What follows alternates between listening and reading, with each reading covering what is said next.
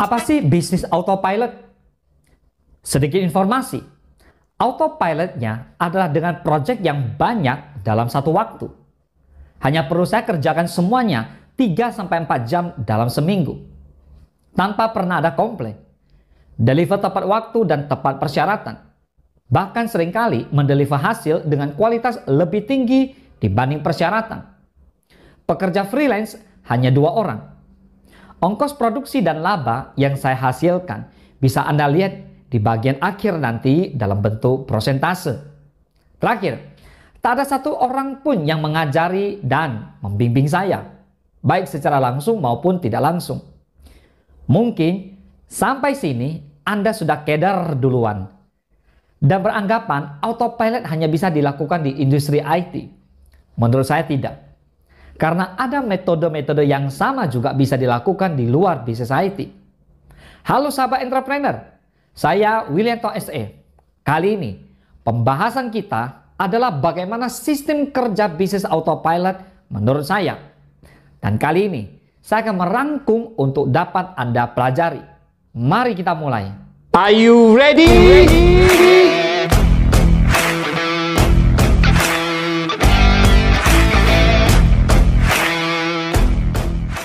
Efisiensi adalah kemalasan yang cerdas. Seperti itulah quote yang tertulis dari David Dunham. Apakah semua orang bisa menciptakan bisnis autopilot? Menurut saya, tidak.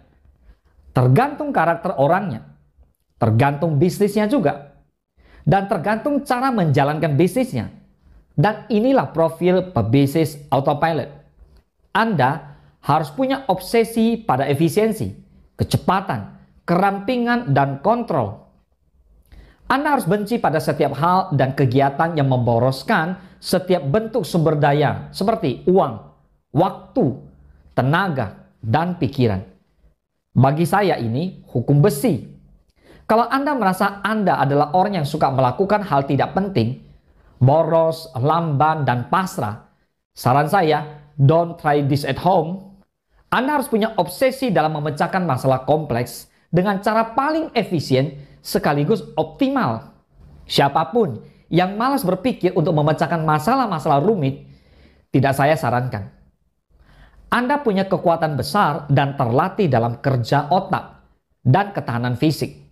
Anda perlu otak yang sehat untuk bekerja keras, memecahkan masalah kompleks, dan fisik yang mampu memperpanjang durasi kerja. Ya, di masa awal, waktu tidur Anda mungkin akan sangat sedikit. Terlebih lagi waktu bersenang-senang. Anda adalah tipe orang yang memakan bagian makanan paling nikmat paling akhir.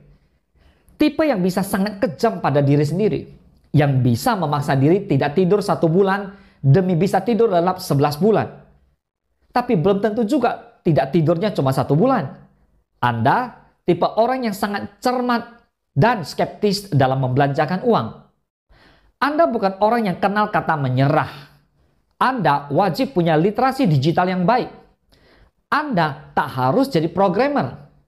Saya bukan programmer. Tapi bagaimana cara seseorang yang bukan programmer bisa membuat sebuah sistem autopilot untuk sebuah layanan berbasis teknologi? Itu bisa dipelajari. Tapi Anda akan sangat kesulitan bila sehari-hari kegiatan Anda di internet hanya meloloti dan bertengkar di Facebook. Oke, jadi sampai di sini Anda berpikir punya profil di atas? Baiklah, mari kita lanjutkan. Temukan sebuah bisnis di mana risiko pada supply chain atau rantai pasokan bahan baku utama minimal 90% bebas risiko. Stabil dan bisa kita kontrol. Bagi saya, 90% ini adalah hukum besi. Kalau kita tidak punya kontrol terhadap rantai pasokan, kita akan perlu banyak waktu untuk memastikannya aman. Tak bisa autopilot. Contoh, Anda dagang sembako. Takkan bisa autopilot. Karena pemasok Anda bisa berubah harga kapan saja atau tidak mengantarkan barang tepat waktu atau pada jumlah yang tepat.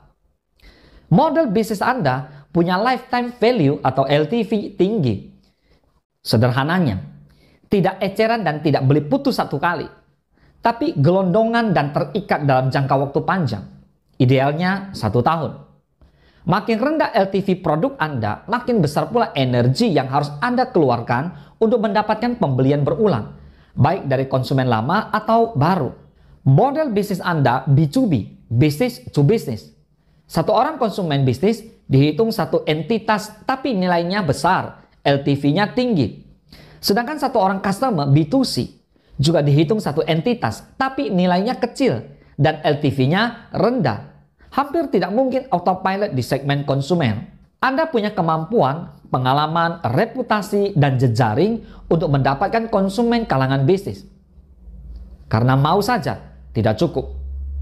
Pastikan bisnis proses dalam usaha Anda bisa diotomatisasi minimal 75%. Bagi saya, ini angka minimal.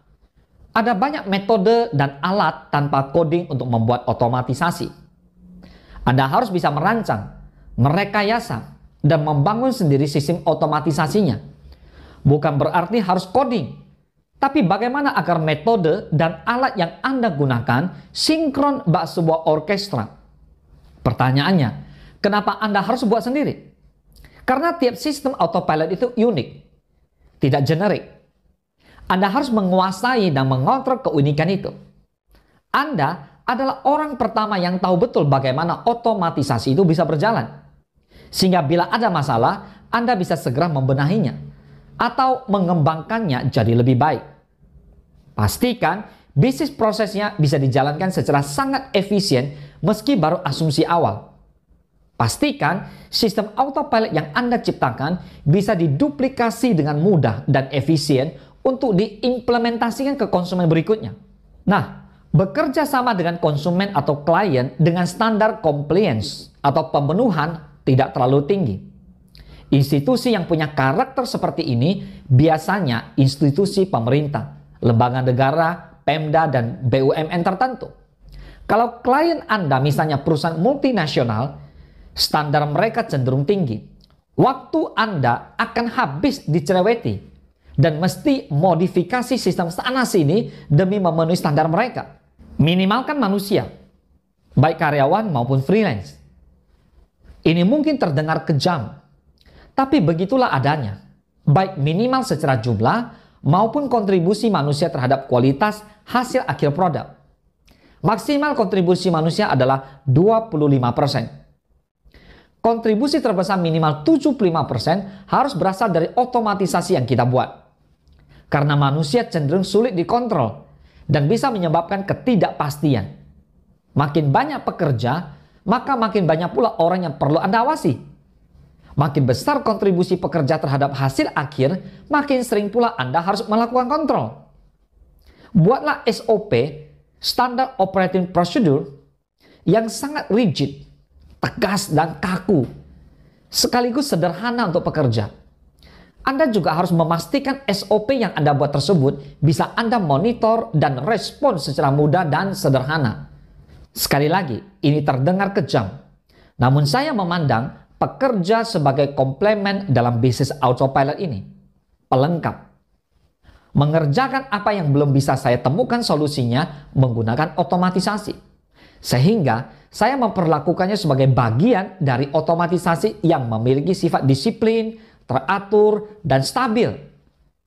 Untuk ini diperlukan SOP yang kuat dan sederhana. Keindahan sistem autopilot bagi saya bukan uangnya, tapi pada optimalnya sistem itu berjalan dalam efisiensi dan kerampingan, seperti ternak robot atau tuyul, seperti mahakarya pribadi, dan itu indah sekali. Uang yang datang setelahnya saya anggap hanya sebagai insentif atas kerja keras menciptakan keindahan itu. Saya tipe orang yang memakan bagian makanan yang paling nikmat paling akhir. Hal itu juga berlaku dalam pekerjaan, termasuk membuat sistem autopilot. Anda akan kerja sangat keras di masa awal untuk menemukan, membuat, menguji, dan mengevaluasi sistem yang Anda buat. Sangat keras. Karena itu, saya pikir siapapun yang memulainya harus punya motif dan obsesi yang sangat kuat. Motif tidur-tiduran uang datang saja jauh dari cukup. Pada awalnya, Anda akan membuat sebuah bisnis proses standar. Urutan-urutan produksi yang sudah umum dilakukan dalam industri Anda. Lalu merinci sumber daya yang dibutuhkan tiap proses itu. Waktu, tenaga, dan uang. Kemudian Anda harus memecahkan masalah bagaimana cara agar waktu, tenaga, dan uang yang dibutuhkan dalam tiap urutan proses itu bisa ditekan serendah-rendahnya sampai mendekati nol. Anda wajib selalu punya asumsi bahwa proses tersebut bisa dilakukan lebih efisien, lebih cepat, lebih murah, mendekati nol, namun tetap optimal. Bukan sebaliknya. Berasumsi bahwa segala sesuatu yang lebih itu harus ditebus dengan uang. Anda harus punya can-do attitude. Apapun harus bisa. Kalau tidak bisa, dibikin bisa.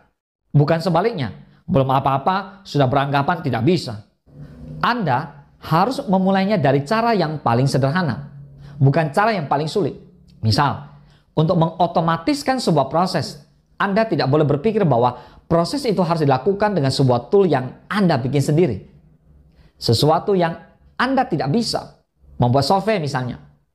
Anda harus punya asumsi bahwa ada tool sederhana dan gratis di luar sana yang bisa Anda gunakan untuk mengotomatiskan proses tersebut. Fokus pada hasil sebuah proses, bukan proses itu sendiri. Bila Anda ingin hasil yang cepat, temukan metode dan tool agar bisa mewujudkan kecepatan itu. Bukan berfokus bahwa kecepatan itu hanya bisa dilakukan lewat metode atau alat tertentu. Hal yang sama juga berlaku pada aspek efisiensi, biaya, dan optimalisasi. Di tahap inilah kemampuan Anda dalam memecahkan masalah kompleks serta ketahanan fisik dan mental diuji. Sistem yang sudah Anda buat tidak mungkin sempurna di hari pertama. Anda akan terus-menerus mengujinya sampai mencapai titik optimum baik dari segi efisiensi, kecepatan, biaya, hingga hasil. Jangan cepat puas.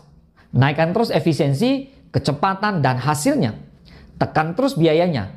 Bagi saya pribadi, titik optimumnya adalah ketika hasil yang dibutuhkan konsumen bisa dideliver dengan kerja maksimal 6 jam per minggu dan biaya produksi di bawah 10%. Rekor saya adalah 3 jam per minggu, biaya produksi 0,006%, laba 99,994%, LTV 1 tahun, dan retensi di tahun berikutnya. Sebagai ilustrasi, bila nilai proyeknya 1 juta rupiah, maka ongkos produksi saya hanya 6.000 rupiah. Labanya 994.000 rupiah. Saya tidak punya kantor dan tidak ada biaya operasional. Tidak ada belanja modal untuk aset fisik maupun non-fisik. Dan 2 freelance bekerja secara remote dengan alat milik mereka sendiri. Membuat sesuatu yang rumit menjadi sederhana itu sulit. Sulit sekali. Tapi kalau Anda menyukai hal-hal yang sulit, maka bergembiralah. Karena saya yakin obsesi Anda untuk memecahkan masalah sulit akan membuat Anda mampu menciptakan bisnis autopilot Anda sendiri. Ketika sudah berjalan, Anda mungkin akan merasakan keindahan utama pada sistem yang Anda ciptakan ini. Bukanlah uangnya, tapi melihatnya berjalan bak sebuah orkestra dengan harmoni yang indah. Uang adalah insentif untuk kerja keras Anda karena berhasil menciptakan keindahan itu. Percayalah, tidak ada hal besar yang datang dari hal yang mudah. Bila Anda menemukan sesuatu yang sulit, bersukacitalah. Karena Anda menemukan sesuatu yang orang lain tidak mau melakukannya. Dan itu peluang. Tugas Anda selanjutnya adalah membuat yang sulit itu menjadi mudah, sederhana, optimal, dan efisien. Pada akhirnya, Anda akan terpukau dengan apa yang bisa dihasilkan oleh sesuatu yang berjalan secara efisien dan sederhana. Sekarang, refleksikan diri Anda. Apakah selama ini Anda adalah orang yang membangun sistem? Atau hanya komplement dari sebuah sistem yang diciptakan orang lain untuk mencapai tujuan mereka?